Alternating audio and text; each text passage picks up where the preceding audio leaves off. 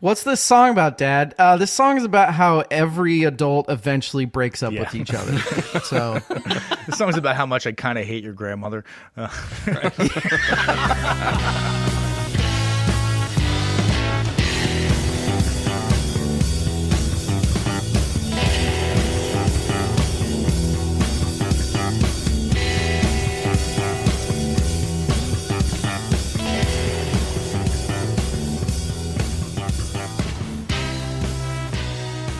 Hello, and welcome to another episode of 1001 Album Complaints.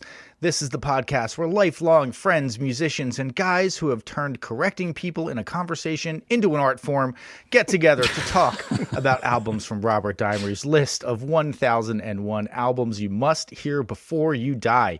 We are going to give some deep dives on the artist leading up to the recording, talk about the recording of the album, listen to a bunch of tracks. So if you're not familiar with the album, don't worry.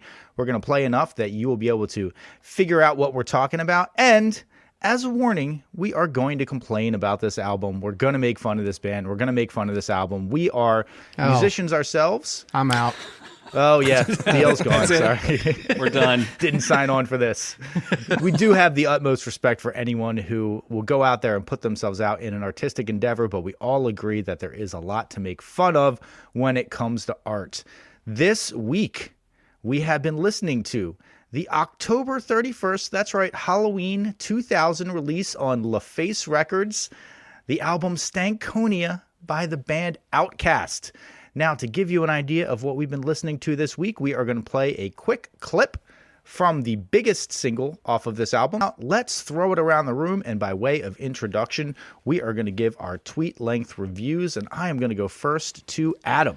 Hey, everybody, this is Adam, and my tweet is, in Stankonia, Outkast takes us to a mythical land that exists at the intersection of sleaze, G-funk, Dirty South, pop music, and double-length albums. And in Stankonia, oddly, there's only one restaurant. Just so happens to be an old country buffet. Sure, you get a little taste of everything, but most of it's just not that good. Oh, no. All right.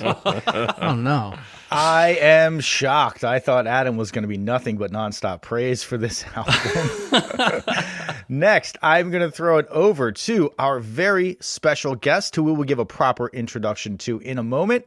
But take it away with your tweet-length review, DL. In the vein of Down on the Upside or Kid A, when you don't think an artist has anything left to prove, and they do, they are at their most dangerous. All right. There you go. I can see this is going to be a nice chippy episode. Some contrasting opinions already. Rob, let's hear what you got to say. Thanks, Tom. This is Rob here. Excited to get into it. My tweet length review is more eclectic than your cool uncle's 70s wardrobe, and also just as loud, ugly, and difficult to make sense of. Outkast, throw the kitchen sink at it every damn time. To mixed results. All right. And I am Tom. I am going to be taking us on this trip to the land of Stankonia. And my tweet-length review is angular beats, weird vocal deliveries, non-traditional song topics. This album is chock full of all of them, but mostly it has personality. It is really overflowing with personality, sometimes building up to this inevitable crescendo of personality that feels like it's going to bust right out of my headphones and dribble into my eye. Adam, that one's for you. Jeez, yeah. Adam had a little problem with some of the subject matter on this album, and we'll get into that later. Uh-oh. But first, I want to give a special welcome to returning guest DL from the VerseChorusVerse podcast. If you guys have not checked out the VerseChorusVerse podcast, definitely go listen to them. Doing fantastic stuff in the vein of what we're doing here. Fantastic deep dives, very well researched, sometimes puts our research to shame. DL, tell them about yourself. Thanks, you guys. Appreciate having me. Yeah, VerseChorusVerse, just another music podcast that does incredibly well, right? Everybody wants to hear a music podcast. Yeah, it's Rachel, Evil, and I. Kind of like you guys. It's not always the same, but I'm always on it somewhere in there. And we talk albums, we talk years, we talk all sorts of stuff. We had Rob on. So go to VerseChorusVerse. You will hear an episode that Rob was on with us where we talked Gump versus Pulp, which soundtrack was most important in 1994. Oh, nice. It was a ton of fun. Thank you for having me on. A really great discussion.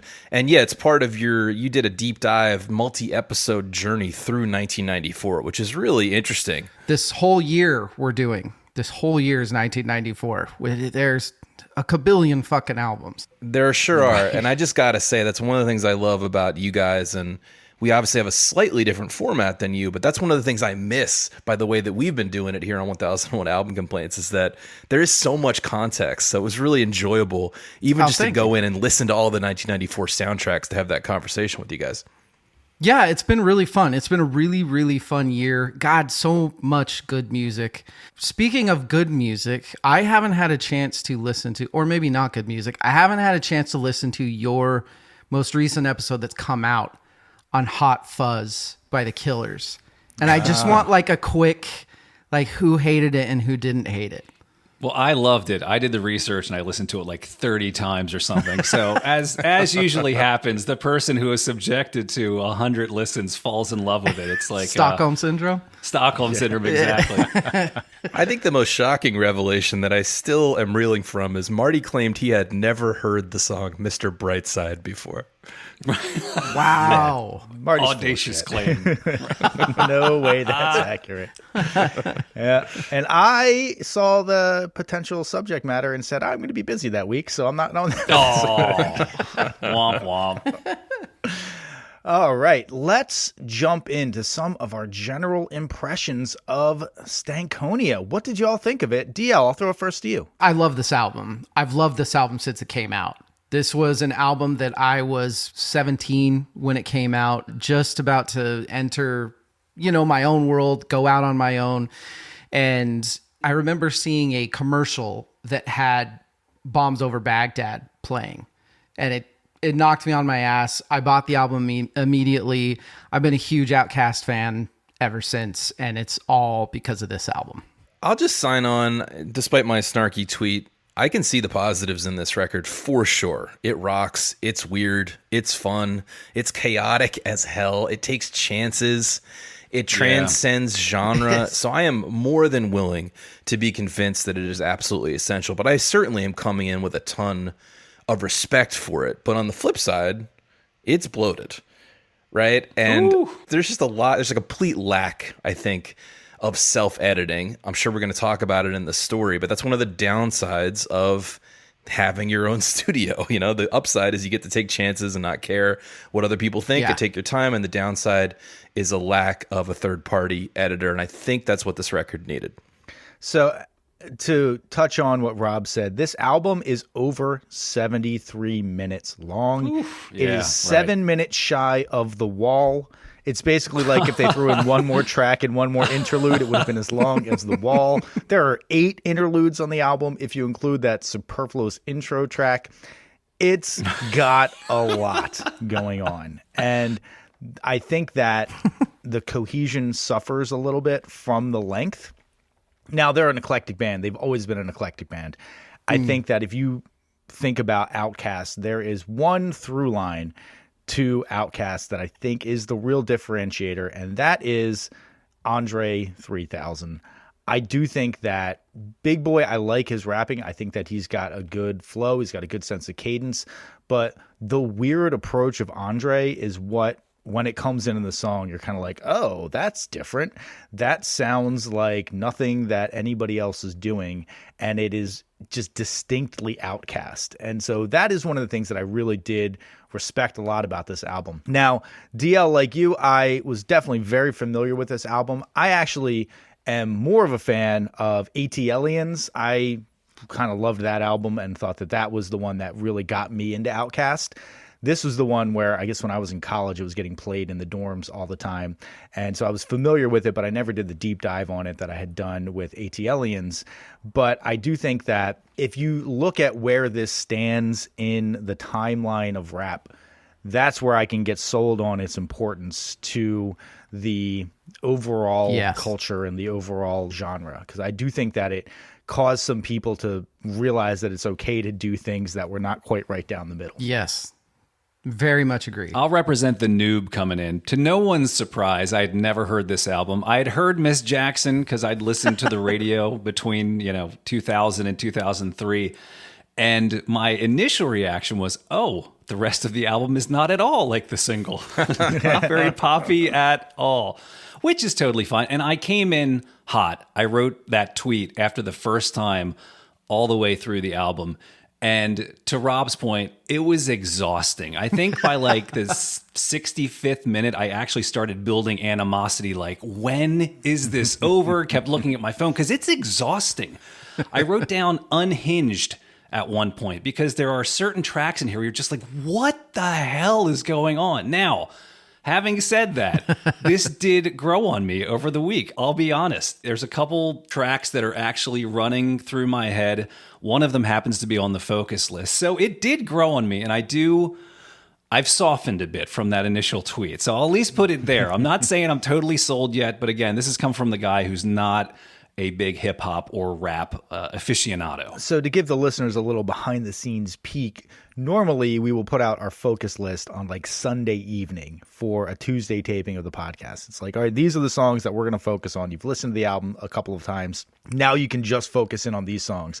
I think I sent it out on like Thursday or something like that. So I was like, I know this is a lot. I know it's going to be tough for you guys to go through this album 4 more times. Yeah, I started from a similar place to Adam, where I found it hard to get through the album. I had never listened to it all the way through, and it's so long, and it's abrasive at times, and the skits haven't aged well. And then by the time you got to the focus list, and I spent a couple days listening to that, I was like, oh yeah, this is awesome. This is a great album, yeah. And then I had to remind myself today, I went back and listened to the whole album again. I was like, yeah, it's kind of a mess. I see what happened here.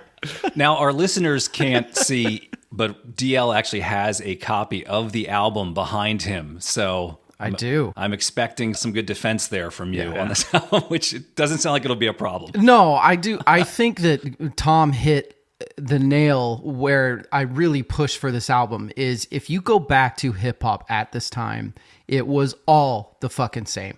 All of it sounded exactly the same. And then this album came out. Also, Tom was right in that with AT-Aliens and Southern Cadillac Playalistic Music, whatever the hell their first album was called, they were already kind of different. But this one was the one where they really, I mean, if you listen to particularly the B-sides, you've got stuff that sounds like it's influenced from Radiohead and like really, really weird stuff that nobody was doing.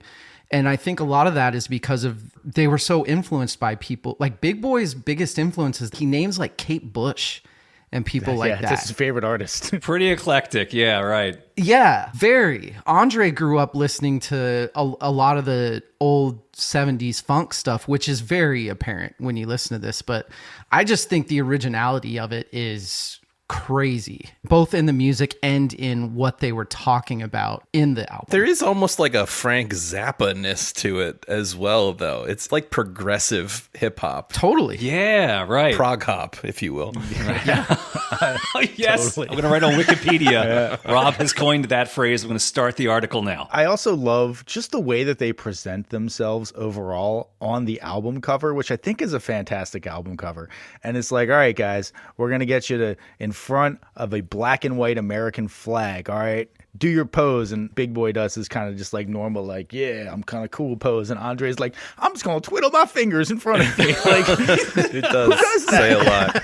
It's a very evocative image. I agree. It's very well done. And it says a lot about the personalities that are on the record. So one more thing about my just general impression of the record, and something that it actually didn't really occur to me listening to it until I started doing some more kind of deep dive research on individual tracks, is that this is not a very sample heavy album. And I feel like a lot of hip hop at the time was like very sample heavy, almost taking songs whole cloth and using them as the basis for a song. Now, it happens that one of the biggest songs that they have is actually kind of like that. They sort of do take a melody from another one, but generally speaking, these are not just, I took a Parliament song and I'm rapping over it. It is a very purpose-built and highly constructed beat and background noise. They really do a good job of making these soundscapes, which I think are very captivating. And I read in the Wikipedia article as well, because as you're looking at the album, every song has feat, right, featuring somebody. I think there are 16 additional people on this album. That's a lot. I feel...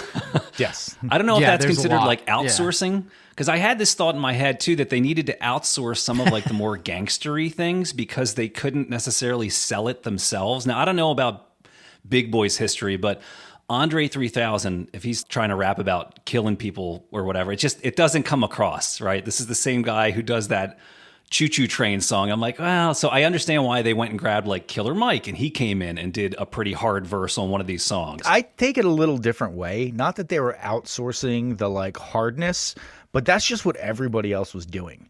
And so they would get somebody to come on their album and they would be like, well, I'm going to do the thing that I do. And they're like, that's cool, but that's not what we do at all. Yeah. You know, we'll talk about it a little bit more specifically later on one of the tracks in the focus list, but it is, you can definitely tell there's a little bit of conflict in terms of the approaches to subject matter and even the approaches to how they deliver lyrics between the guests that they have and Andre and Big Boy. Ah, okay. That's why the bloatedness is actually surprising to me, because it seems like they did... I understand it's a function of a lack of self-editing ultimately, but I got the impression that they were just hanging out. They had their own space. They weren't on anyone's clock, and they would see people they liked, meet them at the club, hear them at the bar, and they'd invite them back and see if something happened, which I totally get. That's a cool creative process that sounds like a ton of fun. I mean, that was hip hop at the time. That's what hip hop was. Is that, you know, they would exactly what you're saying. They would have like, this album is so Atlanta. It's hard to even to describe it, but the whole feel was, not only did it kind of let people know that Atlanta had really good hip hop. Outkast was the one that really did that, but the album was exactly what you're talking about, where they had a lot of talent. They had talented people around them, and they had they knew they had a uniqueness to them with, you know, Andre was so interested in having real actual instruments on his album and things like that. I think you're right. I think it's just them hanging out and doing what they do.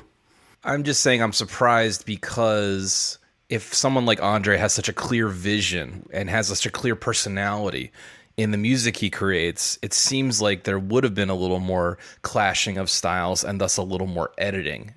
I totally understand why they tried a bunch of things.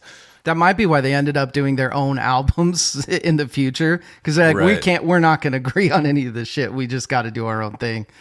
I do feel like, and maybe this is just based upon the interviews that I've seen with them and the way that they come across on the album, I'm not going to say that they don't have egos, because clearly they are confident in what they do and they feel like they have something to say.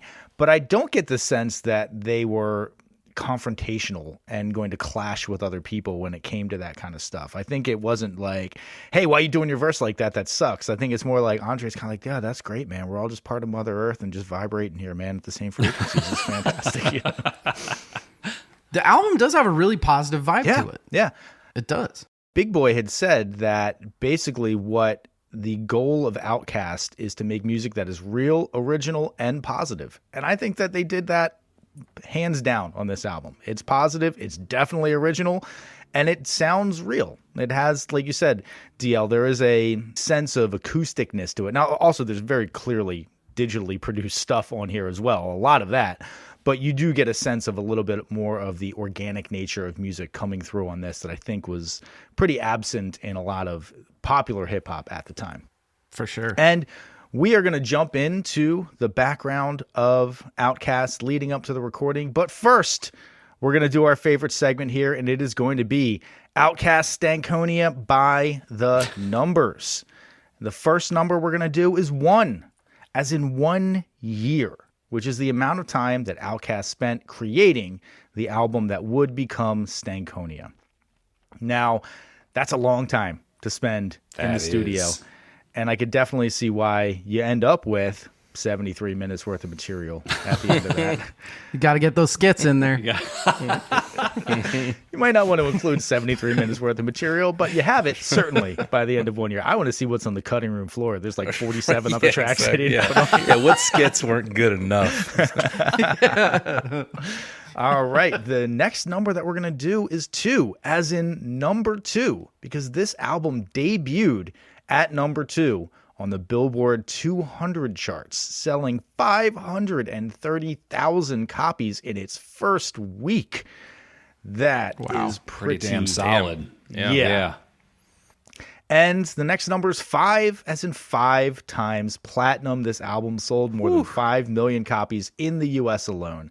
And I did notice that there is a big discrepancy in their U.S. sales versus their global sales.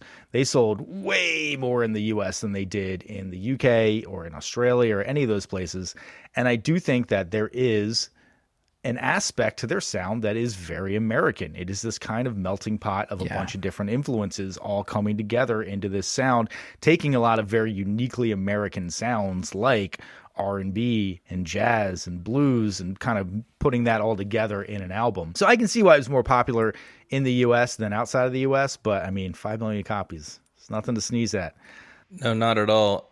And they were coming off of the success of a couple other records and singles. Like, why? I guess you're going to tell us in the story how they were poised for this kind of success, right? Okay, my next question is, do we know how successful generally hip-hop artists were abroad at this time? Because you bring up an interesting point, but was it just that the American-grown art of hip-hop was still a little bit insular at that time, or no? That is a very good question. I don't have the numbers on that. Was the rest of the world still racist? Is that what you're asking? Was Puff Daddy selling records abroad? Eminem was a thing, okay? So Eminem could have been selling over there. Oh, Jesus. I honestly don't know. I do feel like a lot of hip-hop was very distinctly American for a while, and it was kind of underground. The ultra cool people in some other countries were listening to it. And then when they would take that and develop their own sound within their own countries, there's a lot of, French hip hop now, and you can listen to, Taiwanese hip hop, and a lot of different cultures have taken hip hop and made it their own. But I do think it took a while to gestate in the system out there until it kind of broke out and became popular. So I don't have a great answer for you, but I'm going to, in true English major fashion, bullshit. I mean, the numbers do kind of speak for themselves, though, don't they? Because, like you said, that did not sell. Yeah. And I mean, you have even so the Chronic 2 came out same year, and that sold in the UK, but it sold 1.5 million to the US is 6 million. And I feel like Dr. Dre at that point that's the hip hop artist. And that had Eminem all over it too, and he was crushing the sales. So I guess what? Not that big. Yeah. Well, the population size, I mean, if England's the size of Texas or something, right? And you sell 1.5 million in the UK versus 300,000 is platinum in the UK, or is it 600,000? I think it's 300,000 is platinum in the UK. Something like it's 5 times platinum at 1.5 okay, mil. Yeah, so 5 times platinum in the UK, and it went 6 times platinum in the US. So, okay, yeah. Interesting. Yeah, interesting. Rob, you're always bringing up the provocative questions that I am unprepared to answer. Thank you. See, if we were on DL's podcast, he would have had this information ready to go. If we're on VerseChorusVerse. No, I would have just called the rest of the world racist and then moved on. That solves it in a nice little box. There's your bow. Well, let's move on before we alienate any more of our listeners here. And we're going to... Yeah, sorry, you're up. We're going to say our next number is 20, and that is 20 million. The number of albums that Outkast has sold over their 6-album career. So they're averaging over 3 million per album that they are selling. Good for them. Not too bad. Very impressive. The next number we're going to talk about is 53, which is the number of acting credits that Andre 3000, a.k.a. Andre Benjamin, has on IMDb, including the not all that terrible Marky Mark movie, Four Brothers. Oh, God, that's right. And he has a 2-episode stint on Rob's favorite show, The Shield. I remember. Yeah. I very much remember it. And I got to say, Andre 3000 would not be an actor if he wasn't Andre 3000. There's no way he's getting cast in movies if he wasn't Andre from Outkast. He's not bad or anything like that, but he's definitely not like, oh my God, where have you been all my life? He's so good. I think he also played Jimi Hendrix in some biopic thing. Specifically, I remember watching that scene, that Eric Clapton scene, when he first made it to London. So he is a good pick to play Jimi Hendrix, I would say. He kind of looks like him a little He bit. looks like he's got a heroin problem, but he's actually just like really in good shape. Well, he's already got the wardrobe for it, so that's a start. Yeah, absolutely does. That really was like he was one of his big fashion influences. He had posters of Jimmy up on his wall his whole life and stuff like that. So it makes sense. Oh, that's I like awesome. it. Yeah. All right. And the last number we're going to talk about is every single one. And that is every single one of you listeners. We love you for listening every week. We thank you for coming along on this journey with us. If you want to support us, you can go ahead and tell a friend about the show. Give us 5 stars, write a review on whatever podcast platform you happen to listen on. We have a Patreon. You can go find us 1001 Album Complaints on Patreon. If you want to donate $5 a month, give us a beer. We would love that. We do have some bonus content up there. We have our Guilty Pleasures episodes up on our Patreon right now. You can see those songs that we sing along to in the shower that we're very embarrassed about loving, but love dearly. It is eye-opening, and there are some truly terrible songs on there, I have to say. We really yelled at each other on that one. Those were fun. Yeah. We unleashed. That's awesome. All right. Let's jump in to the background of the band Outkast. Now, I will say, before I get into this any further, I did pull some information from a YouTube channel called Deep Discog Dive, and props to them for doing heavy lifting on the research. Normally, I'll get it from a lot of different sources, and I did get it from a lot of different sources on this one too, but I just happen to like that channel. So Deep Discog Dive, thank you for providing some of this background information on Outkast. Now, Outkast is a duo of Andre Benjamin, professionally known as Andre 3000, and about 45 other nicknames, and Antoine Patton, who primarily goes by the moniker Big Boy and surprisingly also has about 45 other nicknames. I took note of some of his better nicknames. The one I really like is Daddy Fat Sax. Daddy, yeah. Oh man, is it Sax or Stacks? It was Daddy Fat Stacks. Oh, I thought it was Sax. It was like he's got gigantic testicles. I'd accept both. Yeah, both are probably both great. He's got stacks of money or a huge sack. Right. Well, it's spelled like saxophone, but Oh, okay. I thought it was Daddy Fat Stacks. I've been rapping along to the song ATLians incorrectly this entire time now. because I'm confirming that Big Boy has a song spelled Daddy Fat Sax as in saxophone Okay. on one of his solo releases. Good for him. All right. So they grew up in Atlanta. Well, good for him. Yeah, good for him. Okay. To be clear, sax presumably means his penis. Maybe he means sacks of money. I don't know. Hey. All right. I don't count my money. I weigh it. Exactly. Right next to my Yeah. gigantic testicles and my fat sacks. All right. So these two grew up in Atlanta. They met in high school in 1992, and they got to know each other through rap battles in their high school cafeteria, which made them fast friends. They realized that they had a lot in common and that they're both super into music.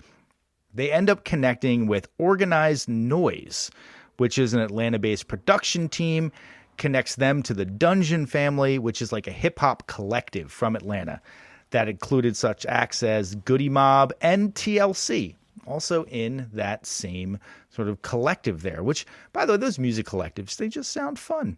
It's almost like we should do one of those, you know? Chop Unlimited, baby. So this is the time of, because we talked about TLC, Crazy Sexy Cool was made or released, at least on LaFace Records out of Atlanta, right? And what were the other big Atlanta groups? Crisscross. Who else? Yeah. What was happening in Atlanta before Outkast was happening? So in Atlanta at the time, it was kind of a little bit of that, like you said, that LaFace Records were sort of dominating that. Bobby Brown was also out of Atlanta. Right. Yeah. So that was a little bit before then. And he actually will come up in our story, interestingly enough, and not that far from now. So They get signed pretty quickly. It's 1992, and they get signed to a record deal. And for reference, Andre 3000 was born in 1975, and Big Boy was also born in 1975. So 1992 comes along and they're getting signed. That's pretty good. They're like 18 years old. That's not too shabby. man. Pubs, man. Yeah. Jeez. Yeah. But they were signed by LaFace Records, and that is actually the record label. We might have touched on this in the TLC episode, but for those who have not listened to it, that is the record label of one Antonio L.A. Reid and Kenneth Edmonds, who is professionally known as Babyface. And that is a combination of their two names, L.A. and Face, LaFace Records. Interesting. Learn something new every day. Yeah, it's not a bad record name either. Yeah. Yeah. So 1993, they get an opportunity to release their debut single, Players Ball. Shortly after that, they released their debut album, Southern Playalistic Cadillac Music, in April of 1994. And they're just 19 years old. Now, this album is it's actually honestly pretty good. You can see some flashes of the more refined production style that they will eventually mature into, but they're 19 years old. No 19-year-old is making their magnum opus. But for a debut album, it's pretty good, and it comes out and it gets well received. It's not that they come out and it's just this totally muted response. People are like, wow, this sounds pretty different. This is an interesting take on hip hop that was outside of the vein of what people were hearing in the general hip hop world. And we'll touch base on that a little bit more. Give me some contemporaries. We'll touch base on what was going on with hip hop in this era in like 1994 a little bit more. But I mean, this is like Biggie Smalls is popular. This is still like, Illmatic came out. yeah, Tupac is still putting stuff out. Fuji's first album came out. Yeah. This would be very, very early in the timeline of non-New York hip hop being a thing, like at Yes. all. Like, you know what I mean? It was born in Yeah. New York, and it was kind of in New York for a long time. Yeah, and we can just touch on that now. So let's contextualize hip hop, just generally speaking. It's universally agreed. Hip hop started in the Bronx, which is a borough of New York, in the mid 70s, was predominantly considered belonging to the New York scene throughout all of what is classified as the old school period, which is like mid 70s until the mid 80s, where they get kind of the new school period. In the mid 80s, mid to late 80s, you start getting the LA scene starting to make a little bit of noise. That's when you get Public Enemy and NWA. They're kind of putting LA on the map as a power player Ice-T. in the hip hop scene. Yeah, Ice-T. Well, sorry, coming along. Ice-T was East Coast, but Now, once you get into the 90s, rap is basically East Coast, West Coast, New York, LA. That's where the big money is going. That's where the listeners are. And not that they're the only people making music, but everybody's kind of aping the New York or LA style. And that's where one of the people talks about, like, when Aquemini came out, they're like, it was a big deal because it got played in New York. And New York didn't play anybody else's rap. New York just played New York's rap. Oh, wow. And, Okay. But they're like, oh, Aquemini, this is actually pretty good. We're going to play some weird-ass Southern band's rap. What's going on with this? So, again, it's not that everybody was coming out of New York or LA. You do have TLC, you have Arrested Development, some of the more successful mid-90s ones. I mean, fucking Vanilla Ice was out of Miami. But generally Ghetto speaking, Boys from yeah. like Texas or something. Yeah, there's a bunch of like people that come up, but there's not like a scene that you're like, oh, this is like Movement, what we right. need. Yeah. We need this Yeah. style that is very distinct. Everybody's kind of doing the New York or the LA style. And a hallmark of the New York and LA styles that were really popular at the time is a pretty heavy kind of boom bap backbeat that underpins these raps that are kind of generally focused on braggadocio, insults, tales of criminal activities, etc. Even when the lyrics get personal, it tends to be about like financially struggling before they make it big and now they have a lot of money. There's not a whole lot of introspective inner struggles that they're talking about. yeah, there was a lot of conscious rap, particularly in New York City for a long time with like De La Soul and Public Enemy and that sort of thing. But then you had the Tupac Biggie thing. Yeah. And that's just, everybody just wanted to talk about how amazing they were and how stupid everybody else was. Yeah. And we ended up getting that for kind of forever. Yeah, it kind of transformed into I have a whole bunch of money and I get the most women, and then that's kind of what it's been for quite some time. And now it's I also do a whole bunch of prescription drugs, and I have a lot of money and I get a lot of women. So Hey, Adam's Novocaine Joe. We just figured it out. yeah, exactly. There it is. The generation. You should call it Xanax Jaw. There we go. All right, so they release Southern Playalistic Cadillac Music in 1994.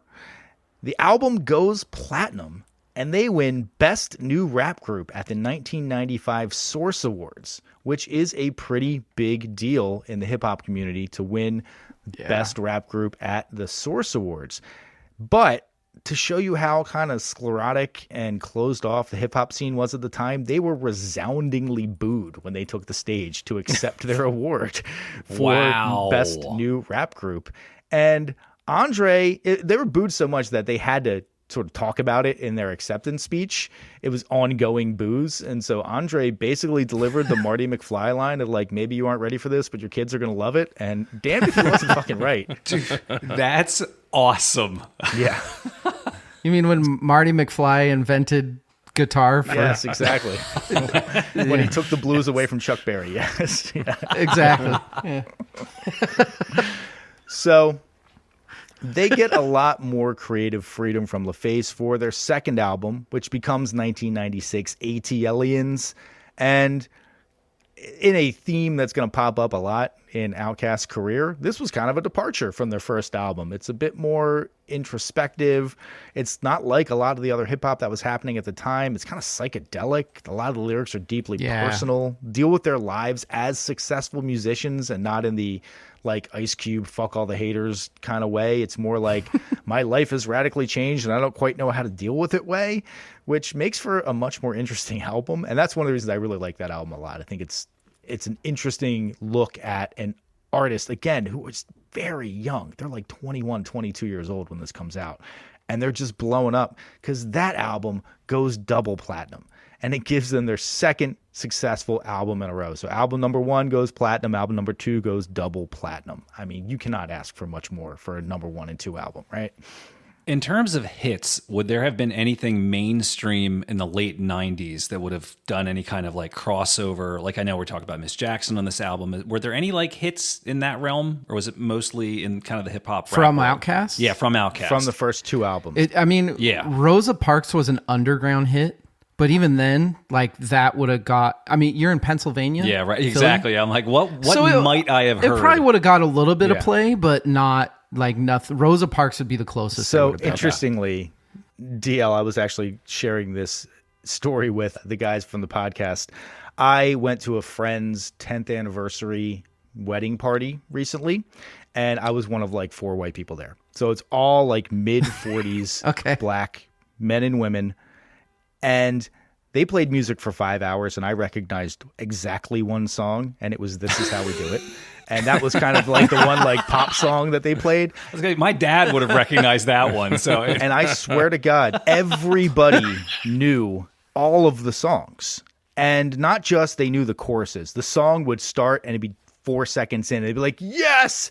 Start singing along, get out, and start dancing. And I was like, there is an entire period of 90s R&B that I just don't know anything about. And I thought I liked 90s R&B, but apparently there was just a lot going on that was not percolating up to the suburbs that I was getting to listen to. That's funny. So Adam, in response to your question, no, there's probably nothing that you heard. Nothing. Yeah. All right. Just curious.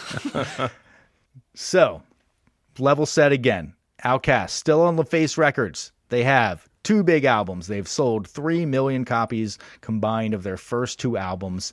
They get a big budget to tackle their next album. They take an approach of a very collaborative writing style. They spend lots of time experimenting in the studio together in an attempt to push their sound even farther away from this run-of-the-mill hip-hop that was very popular at the time. This results in 1998's Aquemini, and it is considered by many to be the first breakout album for a Southern rapper. It featured a level of production that was not really being seen much in hip-hop. Yeah. I wouldn't say it's organic, but the sounds they're heavily affected and not necessarily made on acoustic instruments all the time, but it's pointed out as a big turning point in the level of sort of rich production that came to be expected in rap albums. It really did, I think, throw a marker down and say, this is what is possible if you put in the time and you get the mastery of the equipment, and you're not just like throw down a beat, rap, move on. It's like, all right, we have the skeleton of a song and we're going to workshop this bastard for months and months and turn it into something that is layered and nuanced and cool. I think that that's spot on. I think that you had the whole creation of it in New York onto eventually going to the West Coast, because Dr. Dre specifically learned how to kind of make what you know as, I guess, a low ride beat or that sort of thing. And then this was, I think, through Aquamany and the previous album, was kind of what made the Dirty South, quote unquote, beats kind of the new, okay, this is the new thing now, which would turn into Lil Jon and Ludacris and all these other, like, basically the next 10 years of mainstream rap. Yeah. And I think it opened up not just Atlanta, because Atlanta definitely became a big power player in the music scene, but it opened up people to being like, well, hey, maybe there's cool stuff happening in Houston. Maybe there's cool stuff happening in St. Louis. You know, you get Nelly coming out and these kind of more kind of bombastic beats that were coming out of there. And then Chopped and Screwed and all this crazy crap starts Crunk coming and all out. that shit. Not crap, good Yeah. stuff. Yeah, crunk. Yeah. So I do think that the South... These are really fun words for four white dudes. really to are, say. I should have had my pimp cup, my chalice that I could drink out of. Remember that? I'm finna use some of these words in everyday conversation. Adam, So. no, I'm gonna edit that out, Adam. You can't do that. You can't do that. That's very crunk of you. Too far. Doesn't that mean I'm fixing to, or like I'm going to? I can't say finna. Not in your mouth. Oh, all right. I'll add that to my list of banned words that I can't say. All right, it's the N word and the F word now.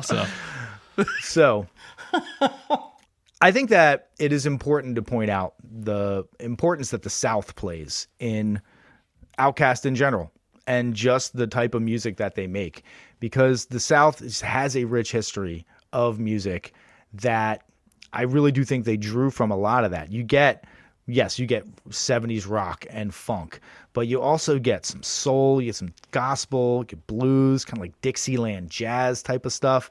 And I do really think that there wasn't a lot of this incorporation of these diverse types of music into a hip hop song that was happening with any kind of frequency. You would get stuff like A Tribe Called Quest would use, you know, an old acoustic bass line or something like that and then chop that up. But that was still just kind of one note thing. They were just taking one style. They'd be like, oh, we're going to clip up some old jazz stuff and we're going to rap over that. And it was really great. Don't get me wrong. It was awesome. But I feel like Outkast is like, well, we're going to take a little clip of something from an old jazz song, and then we're going to have a gospel choir sing over it, and then we're going to put a little country twang underneath it, and they just kind of mashed it all together. Throw in a blast beat. Throw some weird synth in there. Yeah. And some synth. Yeah. Yeah, right. And yeah, you've got this melange of stuff. Yeah. So one of the other things that Aquemini really introduced to the world is this concept that, and hold on for a second here, I don't want to shock anybody. Sometimes a guy on a hip hop album might sing a little bit. And it was kind of like, whoa, what are you doing there, Andre? That is not hard. That is not hard at all. All right. You get yourself a gun and you talk about shooting people. Singing is clearly not manly. Yes. But I mean, it kind of was this sort of like, well, what are you doing? That's not what the image that the popular culture has of the lead singer of a hip hop group is, that a guy who sings and a guy who can like soulfully emote. That's not what this is all about. But it catches on, and it does pretty well, because Aquemini goes 3 times platinum in the US. Damn. So album 1 time platinum, album 2 times platinum, album 3 times platinum. That's pretty damn good. They got to be feeling pretty good. And they're like, you know what we need to do? We need to buy ourselves a studio. We got a little bit of money. We got more art to make. Clearly, they have a lot of art to make. And so they're like, you know what? Let's go ahead and buy ourselves a studio. And they find the Atlanta-based studio where they recorded their first ever song. They buy it. They name it Stankonia Studios. The studio that became Stankonia Studios was previously owned by Bobby Brown. Whoa. And as the story goes, they had recorded back there in 1992. They always wanted to get back there, but they never got the chance.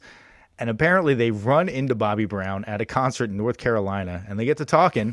And they're like, hey, man, we just released a bunch of great albums. We got some money. We're looking to buy a studio. We kind of want to get back into your studio, though. And he's like, well, why don't you just have my studio? And they're like, oh, we just like have your studio? That's amazing. And he's like, well, I mean, it's in foreclosure. So if you want to buy it from there, you can buy it from foreclosure. Hey, Bobby Brown was having money trouble? Yes. Weird. I wonder why. Jeez. Cocaine is a hell of a drug. Wait, I just looked up that Aquemini is also like an hour and 20 minutes long. So Jeez.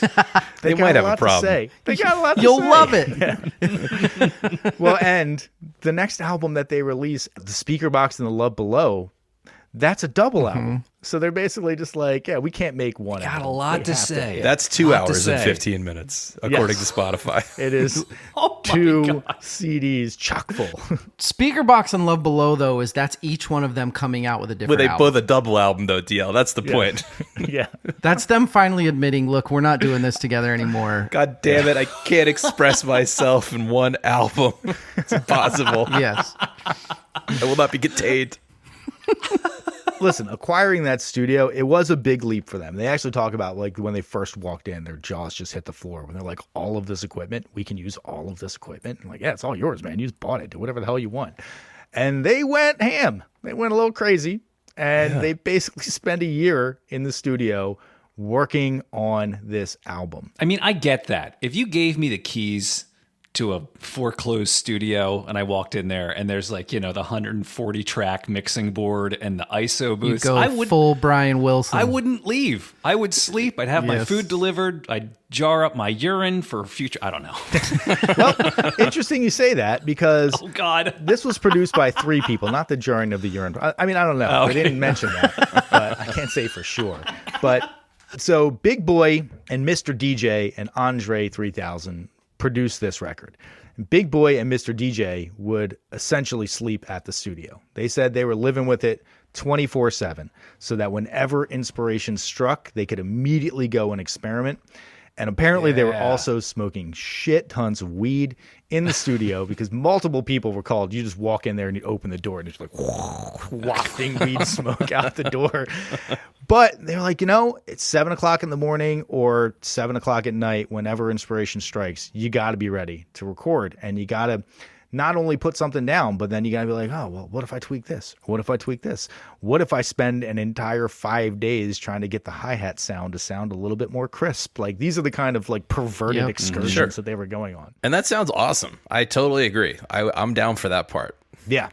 I just think you should have edited it more. That's my key complaint. So, Well, I think part of, and DL has hinted at this before, Andre had a very different approach to writing music. And so they were kind of writing separately at the time. Andre would sit at home with an acoustic guitar, and that's how he would write his stuff. He would sketch out the songs and then bring them into the studio in kind of a more complete form. And I'm not saying he didn't do a ton of work in the studio, but he was definitely bringing them in and saying, this is going to be the song. Now let's build around it. he said he wrote the song with an acoustic guitar. I was just picturing an acoustic guitar in like the corner of his room and he's just shouting at it, dancing its way. He was writing the lyrics on the walls of his house, which is a little angsty teenager. I don't know. But also, apparently, after they released their second album, Andre gave up smoking weed and became a vegetarian. And so I wonder if potentially the reason that he was not hanging out in the studio with them all the time is because they're getting like, you know, catfish po' boys delivered and smoking blunts constantly. And he's like, I want to have a frisee salad. Sounds and, amazing. Yeah, that sounds amazing. Right? He's kind of an oddball, as I understand.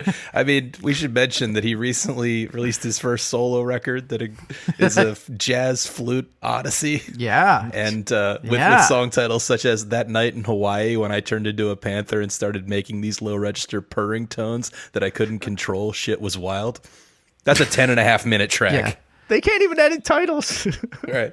Not smoking pot my ass. Yeah. He said he's a vegetarian. He's just eating mushrooms constantly. yeah, there you go. So I have to say, though, for a 90s rapper to be like, I'm vegetarian and I don't smoke weed, that's so not gangster. Like, that is the exact opposite of gangster. True dat. But I respect the hell out of it. And rapping about masculinity, questioning it, female empowerment, why aren't we paying child support when we should? Like, all the shit that nobody else was talking about back then. Like, they were fucking pretty groundbreaking in that way. And as DL, as you said before, they really did try to do the whole like rising tide raises all boats type of thing. They brought 16 guest appearances on this album, including the now famous half of the duo Run the Jewels, Killer Mike. And I will say, I saw Outkast in 2001 on the Smokin' Grooves tour, which was an amazing show. It was really good. Like Jurassic 5 played on that, and Lauryn Hill did a solo acoustic set, and then Outkast came out and played, and they had Killer Mike with them. And Killer Mike did like 4 or 5 songs that were his with them, and it was an amazing show. And good on them for recognizing the talent, because now Killer Mike is considered, one of the more cutting edge guys with Run the Jewels. Yeah. Who, if you guys don't listen to Run the Jewels, Adam, I know you don't. So listen to Run the Jewels. Who are you talking to? I know. I know DL and Rob do. I was talking to Adam. Adam, listen to Run the Jewels. Yeah, right. It's pretty good. So another person they have, and we will cover this on one of the songs on our focus list, is Be Real from Cypress Hill, which is about the polar opposite of sound and subject matter from Outkast. It's Be Real comes in the studio is like, where's the air raid siren going off constantly in your songs? Like, I don't understand it. You can make songs that don't just have a happening all the time. Yeah. And I think one of the more interesting ones that they have is Erykah Badu. And it's interesting because Andre had been in a relationship with her for several years, had a son with her in 1997, and in 1999, they broke up. Basically while they were recording this album. And the song Miss Jackson is partly about Andre's relationship with Erykah Badu and her mother, and Big Boy's relationship with the mother of his son. Now, it is important to note that apparently Erykah Badu's mom loves the song Miss Jackson and now has the vanity license plate that says Miss Jackson.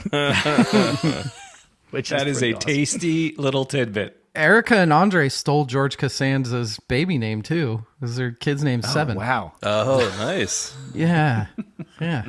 I was not trying to out a minor on this program, DL. Thank you very much. I think he's like 20 something now. Oh, God. Yeah, he is. God, it was so long ago. Yeah, no, we're old, dude. Oh, my God. Oh, wow.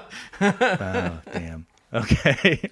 So I will say that in the 90s, it was very popular to have lots of guest appearances on your albums, and it often did not feel very additive. But I feel like the guest appearances on this album do provide a nice contrast, because they're not doing Outkast's thing, and Outkast isn't really doing their thing. They're kind of two people doing their separate things. I think it provides a nice contrast. It's additive in a way that I don't think a lot of the collaborations at the time were. It's also refreshing that there aren't 47 producers on it, where nowadays you cannot find a hip hop album where there isn't. Yeah, I feel like every artist is just like, if I'm on a song, I'm also producing the song, and I have my production company, and so everybody, But for an album like this is highly produced, and it was very intentionally produced by, again, basically 3 people. Mr. DJ, not a great name. Andre 3000, kind of a great name. And Big Boy, also kind of a great name. So, this album gets released again in October of 2000, and it ends up winning in 2002 the Grammy for Best Performance by a Duo or Rap Group for Miss Jackson and Best Rap Album. Clearly very well received. It is described as breaking the boundaries of hip-hop, specifically Andre 3000. Again, one of the first rappers to sing, and I honestly think that the fact that he is not the best singer makes it better. If he was just killing it it's a little perfectly. charming, you know? It's kind of, endearing, I'll say. Well, and one of the other things that you have to recognize is that Big Boy less so, but definitely Andre, he's got a lot of character in his delivery, and we talked about it in the Gangstar episode where Guru, that kind of monotone delivery that he had, got really old, but Andre, he's delivering it in a weird melodic style, and I do really like that, and I think that it adds a lot of flavor to these songs. Yeah, I agree. Kind of like we talk about delivery men vocalists of old. You know, the reason Frank Sinatra is so great is not just because he hits the notes, it's because he has really interesting phrasing and his personality comes through in the vocal. And I think you get that with Andre 3000. Definitely do. Definitely do. I just quickly have to stick up for Big Boy because, and I'm not downplaying what everybody's saying about Andre, because you're right. Like, he's kind of the new age in the whole thing, but for a hip hop enjoyer, Big Boy brings such a respectable old school rap aura to Outkast. Like, for every weird new thing Andre's doing, Big Boy is doing really traditional hip hop really, really well. And I love him for that. I actually, his album Speaker Box that he did quote unquote on his own it might be my favorite Outkast album out of all of these. So he's really awesome. That's an interesting dynamic I didn't really think about, because even in like old school comedy duos, you had the wacky guy and you need the straight man to bounce the stuff off of. If you had two Andre 3000s, it wouldn't work, right? The fact that you have him kind of being just a bunch of flute, somebody who's the anchor that then allows Andre to do his thing off of that. I think that's an interesting dynamic. And not just an anchor, but as DL said, a very good anchor. He's good. He's not just, speaking of Cypress Hill, he's not the other guy from Cypress Hill who absolutely sucks at rapping and Be Real carries the show the entire time. It is not that. Don't act like you don't know Sendog's name, dude. Fair enough. So yes, I would say that in terms of the fundamentals, like he has very solid fundamentals in his delivery. I honestly, that line is the "Am I crooked letter? Ain't no one better. And when I'm on the microphone, you best to wear your sweater because I'm cooler than a polar bear's toenails." That's a great fucking line. Like, that's just really good. It's clean. You could say that in a kindergarten, and they'd be like, "Whoa, polar bear's toenails! Yeah." It's just good work, man. So let's dig in to some of these specific tracks. Now, we're going to throw on not the song that we played at the top of the episode. We are going to play what was the third single off of this album. It is the song So Fresh. So this song features a sample from Joe Simon's Before the Night Is Over. And that is essentially the main hook. If you listen to Joe Simon's Before the Night Is Over, it is kind of da-na-na-na-na-na, but it's also like 50% slower than this song. Yeah. So it's laid back. I was a little disappointed when I heard where the sample came from, because it does feel like you, I think, alluded to the biggest direct rip of an old song. But that said, they still were creative about it, and this is the tune that's kind of running through my head the most. I'll call out of something I like here, the way they produce the vocal. The "Ain't Nobody Dope as Me" line, I think it's a guest vocalist, right? It's not either of those guys, but they have I think it's Andre, isn't it? I thought it wasn't, but in any case, they do like an octave double. We always talk about vocal doubling, but he's probably doing a quadruple vocal, 2 high range, 2 low range, if I had to guess. It says Sleepy Brown and Rico Wade. So I think you're right. I don't think it is. God, I've always thought that was Andre. Yeah, it's the uncredited vocal from Sleepy Brown. That's why. Yeah, it's not in the liner notes. But okay, yeah. Just ruined the song for me. Thanks a lot, Rob. It's done. That's what knowledge does. Wait, that's what ruined the song for you, and not the line, "I love who you are, I love who you ain't. Who you ain't? You're so Anne Frank. Let's hit the attic to hide out for about 2 weeks." Andre, she died in the Holocaust. You cannot use that as a seduction line. Be like, "Hey, baby." Little rough. Yeah, that didn't age well. No. It did not. It takes balls even back then. Oh, I think he had plenty of time to determine its ageability in the 90s. I was gonna. It immediately didn't age well. Right. I'm surprised nobody in the studio was like, "Dude, Andre, no. Come on, man. Like, you talk about hiding in the attic. You clearly have read the book. That's not cool. You're man." right. You know the reference. Yeah. You know what happened, right? Yeah. He's like, I don't know. I didn't finish it. She got away, right? Like, no. Yeah. Jesus not. Christ. Oh my God. I do like the little detail, even though it's repetitive, but I think it kind of works, where they leave the little 70s, I think it's a Rhodes riff in there Yeah. that is the chorus melody, and they just leave it playing through the verse. I dig that. I like that too. There's a lot going on with this production. They got those synth string swells that come out. They come in the background. They're really nice. I love, if you listen over the chorus, there's these little piano tinkles that come in and just like on the right side, like doo-doo-doo-doo-doo. Yeah. We talked before too with the idea of picking a sample that lasts a while and the fact that it makes its way through the chord pattern and then resolves back to the root again versus maybe a sample that cuts halfway through. And so the whole song, you're just waiting for resolution. This continually wraps around to the root. So it feels like it's moving still. So I appreciated that. Yeah, it's smooth. This song is very smooth. It's a slow bop kind of head nod song. And those I think are pretty rare that you get like a slow kind of head nod to a song like this. But I will say it kind of overstays its welcome at the end. There's 40 seconds of just repeating the chorus at the end. It's a bit too much. They could have faded it 3 repetitions before and it would have been fine. Again, no self-editing, I think, on display here in general. I do think the singles, including this one, really set themselves apart, and the production is just much tighter. The songwriting is tighter. So we're going to talk about the rest of these songs, and I think maybe save one. We're going to mostly heap praise upon them, and I think rightfully so, but I'm not sure it's reflective of the rest of the record. Yeah, I did pick songs that I liked and then one song I didn't like for the focus list. But I do think that we can still give an opinion on the fullness of the album. I'm not impugning your choices. I'm simply getting the audience prepared to throw eggs at me. For your no vote. Yes, at the end. Okay, fair enough. All right.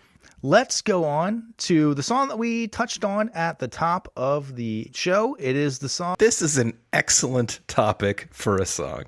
Like, just It really is. bravo right off the bat on that level. And in interviews, a lot of guys were just like, oh, yeah, I know exactly what that's about. Yeah, I've dealt with that bullshit before. And even the guys were like, when I heard this and I was like 14, I was like, this song's pretty cool. And then when I was like 25, I was like, oh, okay. Yeah. I like the 2 different versions of things too with Big Boy and Andre that they're doing here, because you have Andre talking about just, the relationship didn't work out. And nobody wants that. I'm sorry to the family, everything. That's a breakup suck for the whole family. It sucks. I also like Big Boy. So Big Boy was raised by a dad, like kind of opposite story of most people where it's the deadbeat mom being raised by the dad. And he takes very personally, and he raps frequently about things like, making sure that even though he's broken up with the significant other, he's going to be there for his kid, and he's going to make sure that they've got, money for this and money for that. It's a very refreshing approach to a situation that is usually spoken about differently in music. That's pretty deep, man. Like, it wasn't until I actually started reading the lyrics in this, and then I saw something in the background as well. You're right about kind of like the 2 sides of this, which I thought was, again, pretty deep for just what I thought was just a pop song. And there is a little bit more, I feel like, anger in the Big Boy verses, where he's kind of like, fuck you, like, I'm trying to do the right thing here. Will you fucking just let me do it? And Andre, very true to his personality, is sort of just like, hey, look, I still love you. Everything didn't work out, but baby, I'm gonna be here. Yeah, I think it's a good showcase of wacky and poignant at the same time, which just feels like Andre 3000's lane to me. Yeah. And small choice. We've all heard the chorus a million times. It's a great chorus. But the "I'm sorry, Miss Jackson," whoo thing, that's such a great detail. It's great. Yeah. I was driving right before this episode. I was driving my son and his friend to their soccer practice, and his son's friend was like, "What song is this?" this song's really cool. And it was as soon as that chorus kicked in, oh, I am for real. It's like, oh yeah, this is great. I was like, dude. I can do that without knowing the words. Exactly. Yeah, like this is great. And it sounds achievable. Like everybody can sing this because you're like, he's not even hitting the notes right. I can sing it clearly. Like, Yeah. Right, he kind of sounds like a petulant little kid trying to get across an apology. yeah. What's this song about, Dad? This song is about how every adult eventually breaks up with each other. So This song's about how much I kind of hate your grandmother.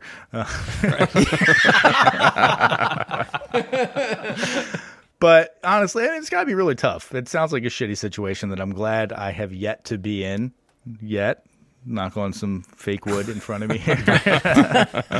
I know That's the line you're going to want to cut tonight, Tom, not my earlier. You think my wife listens to this show? Come on.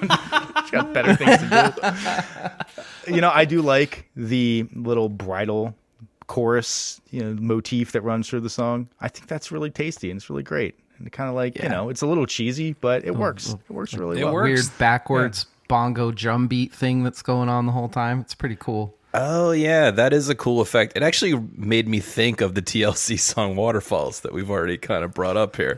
Yeah, the kind of suck out backwards sound going on. Definitely. Yeah. So many TLC references tonight. I have to say, I like it. I absolutely love the background vocals on this song. And that's all Andre. That little background run is like right at 150. It's where he says the line, you can plan a pretty picnic, but you can't predict the weather. And he kind of does like a counterful. And then like right at 2 minutes, they just as him in the background going, Yeah. like it's maybe Be Real was inspiring him to put some like Cypress Hill touches on it, but it's really good. It works really well. I think those are the sort of things that you get when you have people that are just, doing the Brian Wilson Strokes thing where they're just living in it. They want to hear the same snare for 2 days. I think that's the sort of stuff that you get put into a song. Totally. Because how the hell else would you? It doesn't make They any got sense. some high points out of it, but why isn't it present on so many of the other songs? Some of the songs are legit hard to listen to. Yeah. This is a great song. I will happily rep this song. Yeah, this is a really great song. Yes. And, one of the things that we do talk about kind of frequently on this is that every element in a song equals time. Every single element that's on a song, you have to not only come up with the idea and then execute it and then probably do it a couple of times because you didn't do it right the first time. And then you got to mix that in. It's like all this stuff just adds up to more and more time. And when it works, it's fantastic. When it doesn't work, it's maybe less than fantastic and almost doubly disappointing because you're like, all that work and you still came up with this shit, huh? That's okay. Good for you. I really do want to hear some alternate takes on his forever, ever. Like, I just want to hear when he was kind of, spitballing that idea, right? Like, how take did that 18 of that. But that is great. That is such a It's cool part of the awesome. song. I totally agree. It is. And it's so like repeatable in your everyday life. If somebody ever says the word forever, you're like, forever, ever. Oh, everybody knows. Yeah. Yeah. Yeah, it's true. I think that one gets quoted like popular movies get quoted. Yeah. It's Totally. so frequent. Yeah. Let's move on to the next song on our focus list. It is the song X. Now, I just want you all to picture this, okay? Be Real pulls up in probably like a lowrider Bentley to Stankonia Studios. He gets out. He's got his LA Cholo gear on. All right. He is the lead singer of one of the most violent LA hip hop groups in terms of subject matter. He rolls into the studio. Andre opens the door. He's shirtless. He's got on like orange leather pants and a blue feather boa. And he's like, welcome to Stankonia, the studio that is more a state of mind than a physical location. I thought the perfect medium for us to mix our essences on this collaboration is the timeless sound of the harpsichord. Like, and Be Real is kind of like, what in the fuck are you talking about? What have I walked into here? I really, really want... That's like a Dave Chappelle skit scene that I would love to see recreated. And it probably happened something similar to that. They're so fucking weird. I love it. This was the music that was running through my head the entire week because it sounds like a 1960s psychedelic rock song, like a surf rock psychedelia song, and it just harpsichord stuff in the background. Just kept going around in my head. So this one stuck in my head all week. I thought for a second that Be Real might skip this opportunity to let us know he enjoys marijuana, but luckily, he got it in there. Yeah, he got it in there. And I also love that, you listen to Be Real's verse, and again, it's not the same kind of subject matter that Andre or Big Boy are talking about. I mean, Andre's opening line is, "Hello, Lord, it's me again. I just want to make love to the whole globe and all her girlfriends."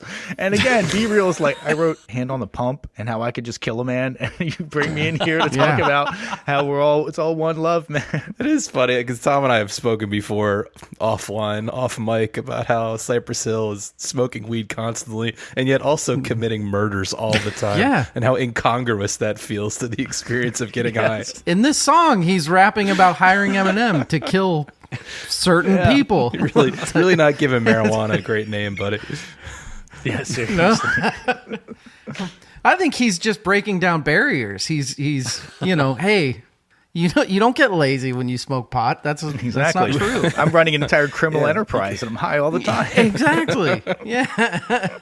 Speaking of breaking down barriers, I pulled the Andre line "Saudi Shouty." I thought that was really Yeah. He definitely seems like the kind of guy that he's like, listen, I do not care what race, creed, anything. Ladies are ladies, all right? Any lady. It's very Jimi Hendrix of him. So my issue with this was more that the chorus was just really underwhelming to me. That part just felt particularly underbaked. I think some other aspects of the song were just fine. Like you said, the instrumentation in the verse, I was vibing on it. But the chorus just felt tossed off. I feel like you could have taken out the main line, "You just can't be amazed," and just left in the background singers that the woman is doing in the background, because those are really cool. Yeah. You take that out, and I'd be like, I'll just listen to some nice little bums background harmonies over that. I agree with you that I think this is much more of a verse song. Yeah. Actually, I think there are a few songs on this album that are much more, you have to concentrate on what they're doing in the verses and how they're rapping in the verses than the tagline, the chorus sort of thing. Maybe if they had only put out like a 63-minute album, they could have worked a little bit more on some of these choruses. Our skits are our children, man. You can't cut them. Break. Oh, yeah. Yeah. Good segue into the next song we're going to talk about. This is the song B.O.B., a.k.a. Bombs Over Baghdad, the first single released off this album. What's wrong with you? I didn't say I didn't like this song. This came out of left field. I had never heard this song before, and holy crap. Like wow. The little intro, the little like tinkling keys thing, and then it's like a friggin' freight train of just like so fast. It's badass. This tune is badass. I'll give it to you. This rocks. This is my high point from the record, for sure. I had heard it before, of course, because I'm not living in a cave or singing in a Lithuanian folk band or whatever Adam was doing back then. But it's an assault. It's an assault on the senses in a good way. And I just think a lot of the production decisions here, weird as they might be, really work. From the tornado assault drums to the kind of almost Rage Against the Machine guitar to the children's chorus lines. Like literally, I never heard something like this before. You know what I mean? Like this is one of those songs that stands out so much. It's really almost in a category of its own. I feel like we've hit on a couple of those over the last, 160 episodes or something. This one definitely sticks out as one of those. First of all, no rap song at the time had a kind of long guitar solo in it, which is awesome. And I like the fact that they do. It's a good guitar solo, but they have gospel, they got rock, they got hip hop. It's just, and everything just comes at you so fast. And I love at the end of the song, it is the contrast of, again, Big Boy and Andre. And they both get like a little breakdown time, and Andre's is bob your head, rag top, which is good. And it's nice. You can picture like driving in your rag top Cadillac, bobbing your head to it. And then Andre is like, I'm just going to get a gospel choir to say power, music, electric revival. What does that mean, Andre? Never you mind, baby. We're just going to sing it. But it works so well. I also feel like the song goes somewhere, to your point, of coming into those breakdowns and kind of ending on that chant, and it feels like it goes on a journey through the song, whereas even the other singles, they do just kind of loop and repeat endlessly, which isn't necessarily a bad thing, but this one felt like a fully realized journey to me. I think it is. I think that this is one of the greatest hip-hop songs ever written. I do. I'd probably put it in like my top 5 or 10. It's an immaculate song. And I think it speaks to anybody of any genre will put this on. And even if somebody that hates rap, you would put this on, and I feel like they'd be totally into it. Yeah, this is a fantastic song. And I want to highlight something that I think is really great, which is the music video for this song. Yeah. It takes place in the public housing projects that they grew up in, essentially.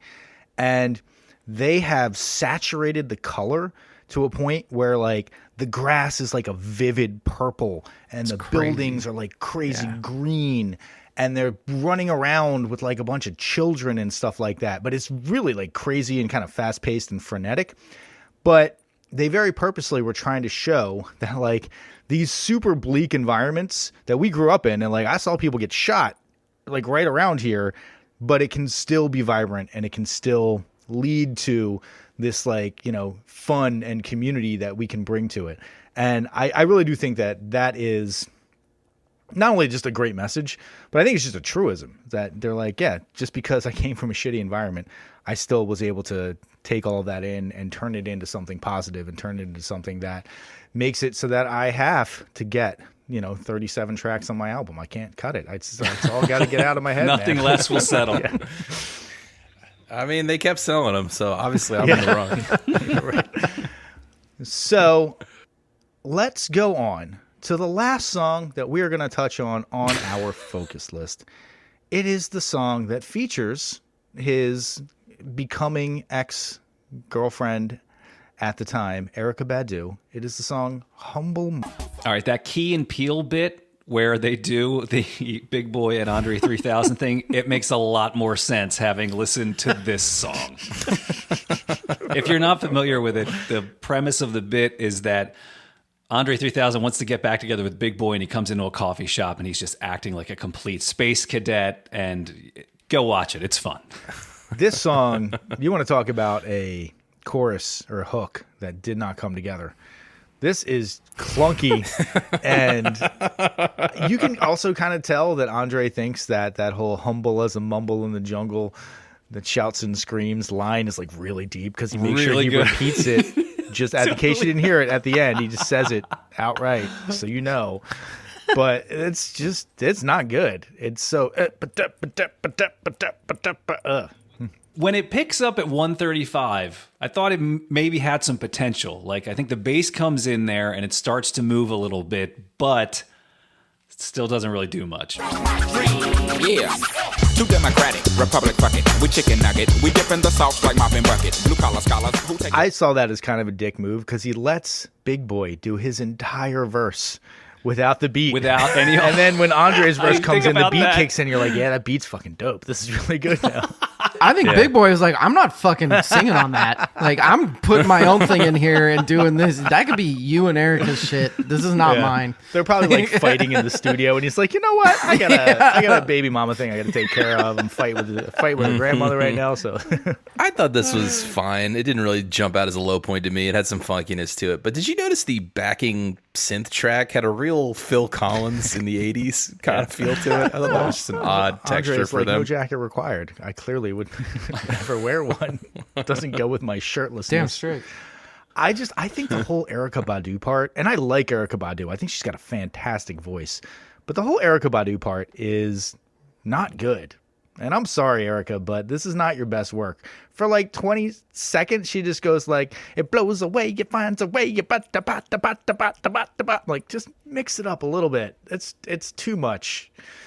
Not highlighting your strengths there. I think the song's kind of representative of what I don't love about this album, because there are, like, as much as I love this album and I'll go to bat for honestly really any Outkast album, there are usually about 4 songs that don't need to be on it. So like 6% of the album. Yeah. And this is definitely one of them for me.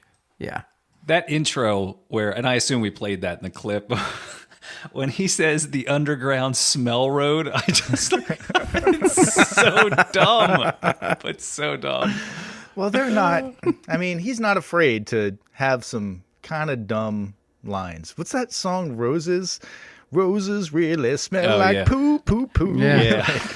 Ooh, ooh, ooh, ooh. You know, he's goofy. It's good stuff. Almost as good as throwing Anne Frank in your references. Yeah, right. Yeah. Right. You're like, yeah, baby. Pretty solid. Let's do it like Anne Frank. Oh, man. I mean, if you read her book, it really is all just about being in love with the boy. That's really like 95% of that damn book. I mean, it's a good book. I shouldn't say that damn book. Edit that out. We'll just say both. Oh, I'll just edit in like some Tucker Carlson takes on there or something like that. There we go. Sorry, I forgot my bow tie tonight. Damn. The songs are great. I just wanted to call out one skit that I laughed out loud at and rewound about 10 times. It was Drinking Again. I knew it was going to be Drinking Again. He says, they say a computer can do my job better than I can damn do. When he says computer, I died. I mean, that may have sold it for me. So go listen to the skit called Drinking Again. It is fantastic. All right, I'm done. All right. Since you said that, Adam, I just have to point out that in terms of Spotify plays, some of these interludes have fewer than 2,000 plays in total. People are actively clicking next. That's what that tells us. Definitely. Very actively. Most of the tracks have millions of plays. Even Toilet Tisha. Oof. But the point is, I think a fair amount of people who appreciate this record have trimmed it down themselves for their listening pleasure. Yeah, I would say that's probably pretty true. Now, let's get to the most exciting part of the episode. And I am actually quite excited to find out what the vote is going to be. Let us know whether or not we need to listen to this before we die. Rob, give us your answer. Oh, man. I was really on the fence coming in because I do think there's a lot of great material here, and I understand that Outkast are trailblazers. But there's also a lot of bloat, a lot of mess, and a lot of skippable tracks. I am going to try to stay true to myself, support the weird, and say yes. Listen to it once, and then go ahead and trim it down to a focus list for yourself after that. You'll be good. All right. DL, let's hear it from you. So I will say about this album that it's a yes for two reasons. Number one, because I actually think the B-sides, the deep cuts, songs like Question and Red Velvet, I think those are better than some of the radio hits. That, and number two, Bombs Over Baghdad's on this. So you have to hear that song. I mean, yes, you must hear it before you die. And I would have assumed that everyone and their mother would have heard that song. I'm pretty sure my mother has heard that song, and Adam has not heard it. My mother, the 72-year-old Catholic school teacher, has heard that song. Adam, let's hear your vote. Oh, man, I'm torn. So I came in this week, and if you had asked me after my second listen, it would have been a guaranteed no. However, Tom, you have told a great story and given context about the band and to someone who really knows very little about hip-hop and rap. And I like that they were coming out of left field. They were doing something new. They were breaking the mold. It is completely unhinged at times. It's too long. It's a bit all over the place, but I'm happy I listened to it. So I'm going to say, yeah, you need to hear this one. All right. So I have to say, I have been thinking of voting no for kind of this entire week, almost as a protest vote, because I do think that, I honestly just think that ATLians and Aquemini are better albums than this. But doing the research, I think that the influence that this brought to the popular culture is going to push it over the edge for me and say that you, especially if you listen to modern hip hop, it was very influenced by this album. It opened the floodgates for a lot of experimentation and a lot of different approaches. And so if you want to appreciate the lineage, I do think you need to listen to this album. So I'm going to give it a yes. We're going to go 4 for 4. Outkast, Nice. Y'all are on the list. I know that all you were waiting for was the accolades to come from this podcast. Now your careers are complete. You can stop that 147 track album that you're currently producing and just give it up. Give it up. If there is one person that would come on this show, it would be Andre 3000. I feel like he'd be like, yeah, why not? So, interestingly, Andre has been very open about the fact that he suffers from social anxiety and hypersensitivity disorder. And so he's actually kind of That's why they broke up. He's a reserved kind of, he's not a very in-your-face guy. You would not think that looking at his style, but apparently he's not like a social butterfly that wants to be out there just constantly getting all of the attention. So good on you, Andre, for being upfront about that. I do think that one of the most important things for people that are struggling is to understand that they are not alone. And a lot of other people struggle with this kind of stuff. And when somebody who is in the spotlight like that voluntarily raises their hand and says, hey, I have problems, I have issues, I am struggling, it helps a lot. And specifically in the hip hop community, which was very focused on bravado and braggadocio, to have somebody come out and say, I'm vulnerable, was kind of a big deal. Yeah. And so props to him for that. Again, breaking the mold across the board. sure. So That's good cool. for you, Andre. Now, we have two things left to do, dear listeners, before we wrap this show up. But before we get to those two things, I just want to say thank you to DL for coming on the show. Yeah. Man. Really appreciate Hell it. yeah, thanks for having me. That was a blast. That Thank was a you. great job. Learned a lot about Outkast. I appreciate that. Yeah, well done. That was a blast. Thank you. Talking about good albums. That's fun, man. It is fun. It's almost like, we should do it like in an organized fashion and a Once a repeating week. interval or something, maybe once a week. Yeah. Once a week is a little excessive, you guys. It is a little excessive. It's kind of a lot of work, isn't it? So, fans of our show, if you have not listened to Verse Chorus Verse, absolutely go. Just pick any random episode. Find an album you like. Find an album you don't like. Listen to it. You will learn. You will laugh. You will love. Maybe shed a tear. It is fantastic. Definitely go and listen to that. Thank you again to DL for coming on the show. Now, Rob, let's reach our bejeweled and highly manicured fingers into that mailbag and pull out some missives from our adoring fans. Gracias, Tomas. I am excited to get into the mailbag today. We have people commenting on some of the archival episodes here. Maybe this one isn't too old, but anyway, first writer of a missive is Dan from Hawthorne, California, which is the hometown in Southern California of the Beach Boys. He says, greetings, complainers. I'm a boomer from Hawthorne, where the Beach Boys hail from, and I can tell you that it was definitely a working-class suburb of LA in the 1950s. Most people were employed in the aerospace industry and or nearby at LAX. I wanted to comment on your Beach Boys episode. When Brian Wilson went to Hawthorne High School, Brian Wilson is the lead singer of the Beach Boys, or one of them. When Brian Wilson went to Hawthorne High, it had only been open for 2 or 3 years with a very small student body, and that probably accounts for him being quarterback of his high school football team, which came up right. on our episode. We all laughed about it. Additional note, is that the Love family, who were cousins of Brian Wilson, and also Mike Love is in the band, the Beach Boys, were from the neighboring town of Inglewood, and Mike Love's brother is Stan Love, who played in the NBA for both the Bulls and the Lakers, and Stan Love is the father of current Miami Heat player Kevin Love. There seems to be an athletic gene in the family. That might be my favorite factoid that I have learned from this show. That is crazy. That Kevin Love, That is a deep cut of his a fact. uncle, Wow. is Mike Love. That is amazing. And I didn't know he was a Nepo baby. And so, his entire career. When your uncle writes Kokomo, everything's pretty set. Okay. We have one more here in short. It's Aaron, who writes from Guernsey, which he clarifies is a teeny island in the English Channel. He says, hi, complainers. And basically his premise is that he's going to write us a tweet-length review about us. Oh, shit. I don't want to hear this. Yeah. I love this. All right. So now over to Aaron for his tweet-length review of 1001 album complaints. He writes, a group of musicians who claim to have had years of experience in the field yet constantly prove they know little to nothing about good music.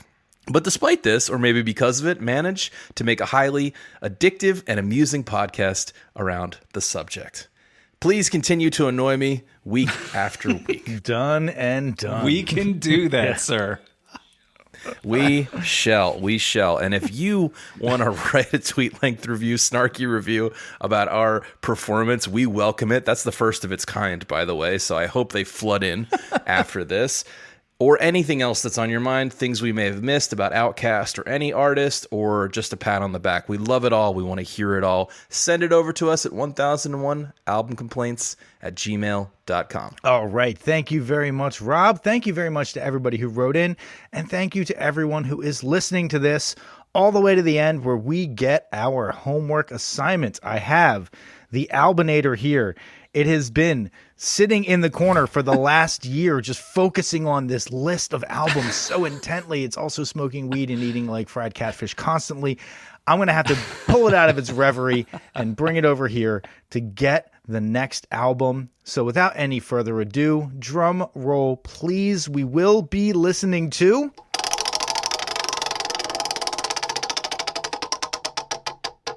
The album is Dance Mania, and the artist is Tito Puente. Whoa. Oh, somebody's abuela is going to be very happy about this selection. That's good. No need to comment further. He did make an appearance on The Simpsons, though, which is, I'm sure, where we all know him from. Basically. So, for next week, listen to Tito Puente's Dance Mania. Thank you very much for listening all the way to the very end. For 1001 Album Complaints, I have been Tom. Yo soy Adam. I'm Rob. I'm just a guest. Boosh.